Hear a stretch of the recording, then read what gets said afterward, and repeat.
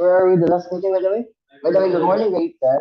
We will have the continuation of our discussion last meeting. Okay? We are actually in the divergent boundaries. Okay.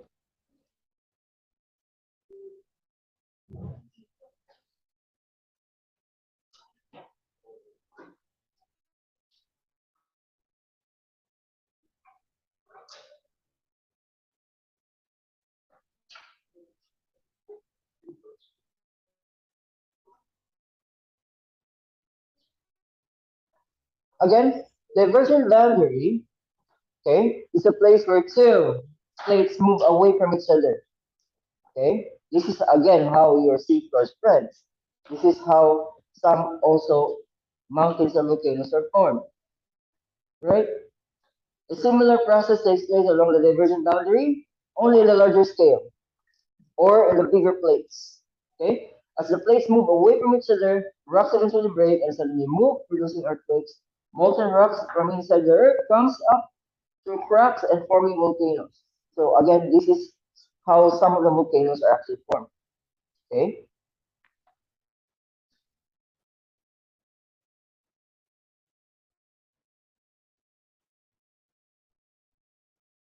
We define divergent boundaries in the world, same as located on land. An example of divergent boundaries in the East Africa or African Rift Zone. Let's take a look at later the form of this East African Rift Zone. There the land is being pulled apart. Okay, a huge valley has formed similar to the one in the sand activity because we will have the sand activity just like what we are actually doing in our class grade 8 I think, Rabbi, correct, your video where you're actually doing this, the divergent and convergent boundaries.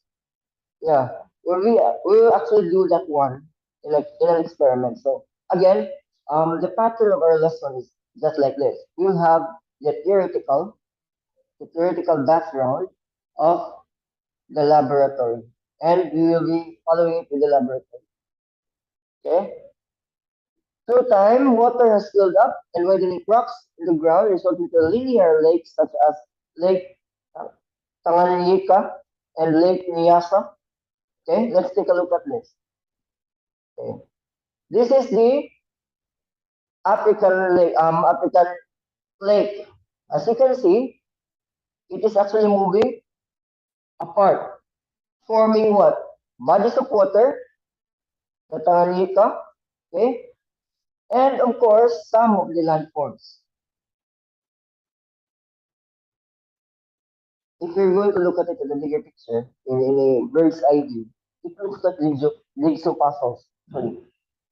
And these bodies of water are in different or are with different length, width, and temperature. It depends upon the location. So how would that be possible?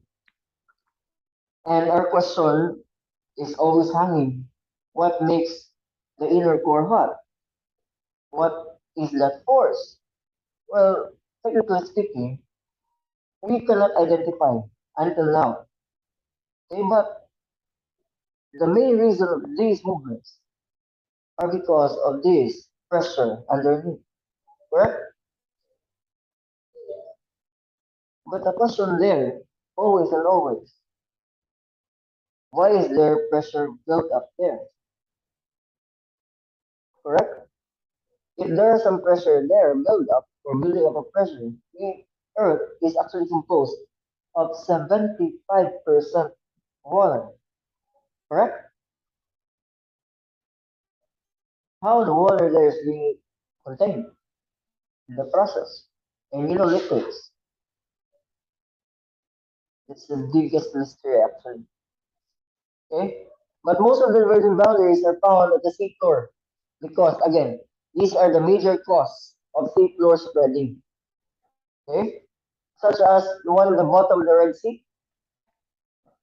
The Arabian Peninsula has already broken off the African landmass resulting from the formation of Red Sea. Okay? Some of my friends, they tend to go to Red Sea. Okay? And they found out that it has a different mineral content. They're actually scientists. The Dead Sea also, they actually go to the Dead Sea, the Red Sea. They usually check on the component of or the composition of the water there. And upon checking, it has a different content, mineral content, compared to the ordinary sea, even the Dead Sea. That's the main reason why if you're gonna jump in the Dead Sea, you will just eventually float. Okay?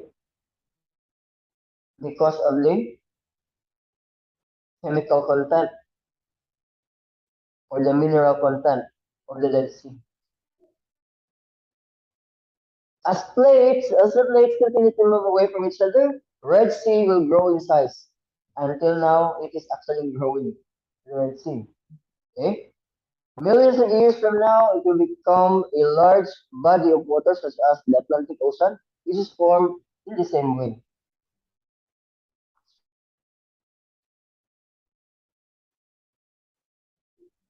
Okay? Do you have any questions so far about math? Do you have a question, math? None so far, teacher. Alright.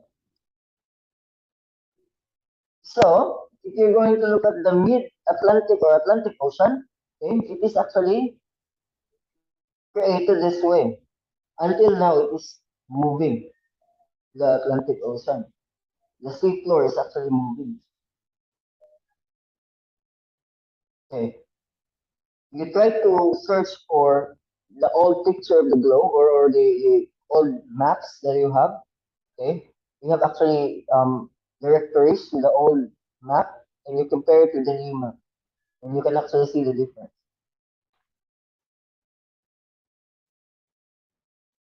Let's move now to convergent boundary.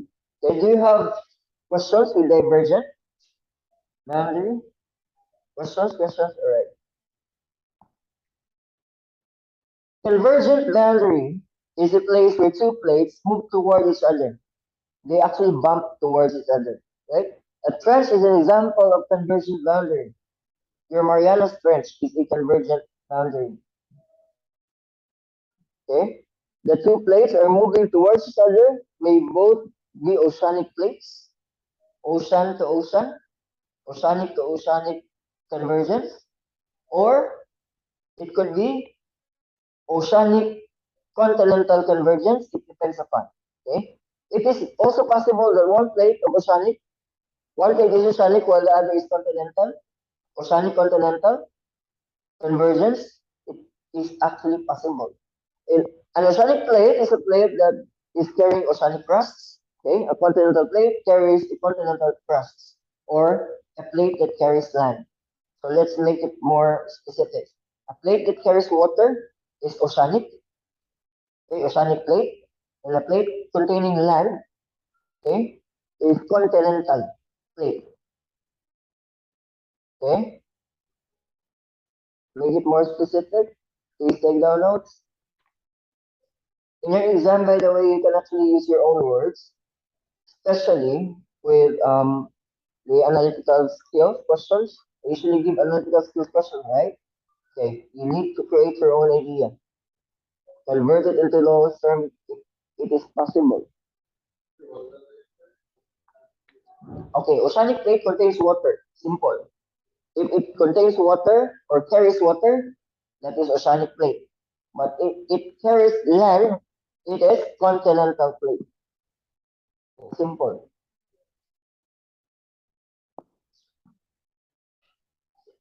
Two oceanic plates are moving towards each other. As plates collide, one plate sinks under the other. Okay?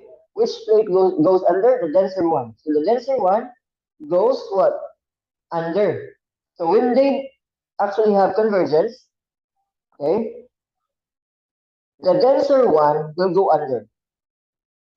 Okay? This process is called subduction. Okay? This is actually illustrated by Ravi before. Here illustration of subduction. Okay? During the process, some of rocks melt. Okay? The molten rocks rise and erupt out of the volcano. Such is how the volcanoes in the Philippines were formed. Remember, we are an archipelago. We have a lot of bodies of water. Okay? Similar thing happens when oceanic plate and continental plate collide. Okay? There are two convergences there. Please take down notes. Oceanic convergence. Okay? And oceanic continental convergence. Okay? Oceanic convergence. Actually, three. Oceanic convergence. Oceanic continental convergence. Okay? And continental convergence. The two bodies of land. The two lands actually collide. Three. Oceanic um oceanic convergence. Two oceanic plates. Oceanic continental and continental. Yeah. The two lands actually collide. The two oceanic plates collide. Oceanic. So three. Oceanic continental and continental. Okay. But I think in your book it's oceanic. You have two in your book, but it is actually three. Please take down notes. Okay. The denser oceanic plate subducts under the continental plate. In time, volcanoes are formed on the edge of the continent. The volcanoes along the western coast of South America were formed this way.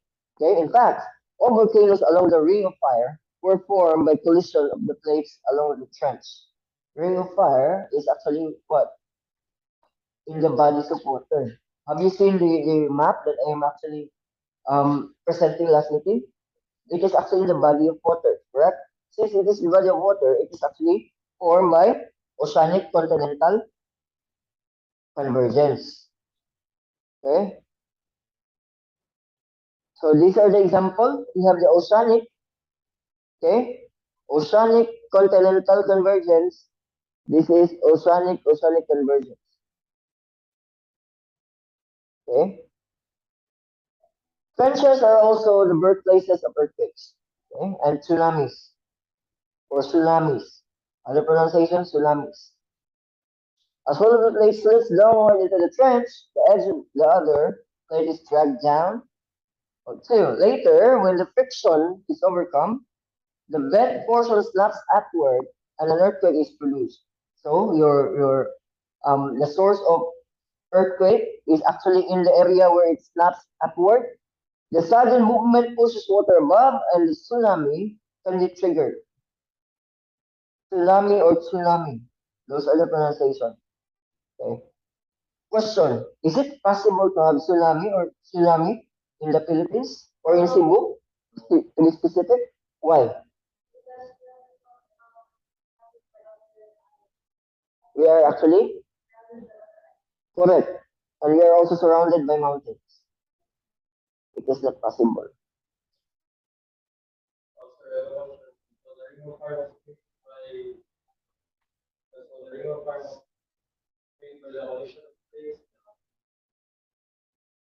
Yes.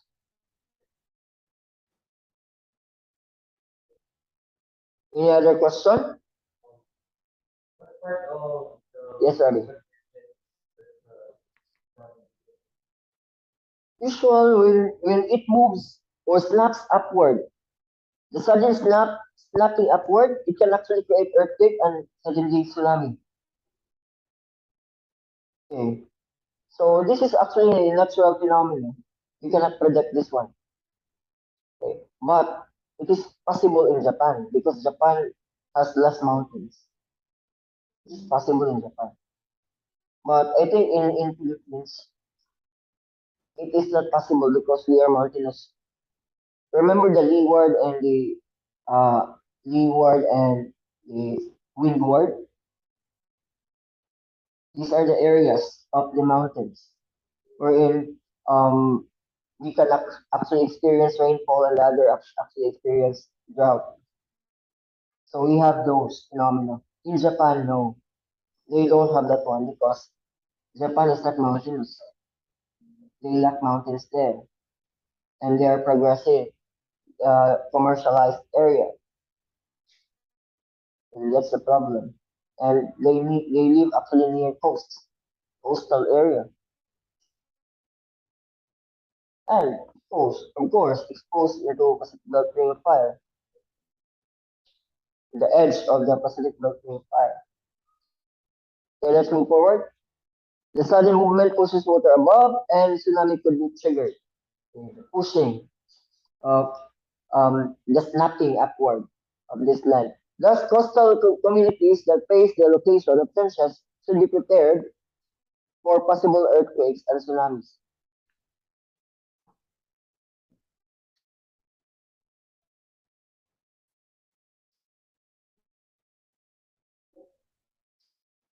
Okay, transform boundaries.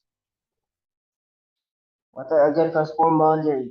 In a transform boundary, the plates are not moving away or moving toward each other. So what happened to these plates? The plates are simply sliding past each other. So it slides instead of bumping and going away from each other. They only slide. Okay, that is actually transform boundary. Okay, at the start, small cracks form, then cracks extend and join up. Soon, a continuous gash or cut appears in the sand. Okay, this is in the sand activity. In the real world, we see those cuts as faults. A good example is the famous San Andreas fault. Okay, we are actually hearing about San Andreas fault. Okay, San Andreas fault is a transform boundary. Okay, a good example again is the famous San Andreas fault in California, USA. As we already know, the sudden movement along faults causes earthquakes. Thus, transform boundaries are another source of earthquake. This is your San Andreas fault in a bird's eye view.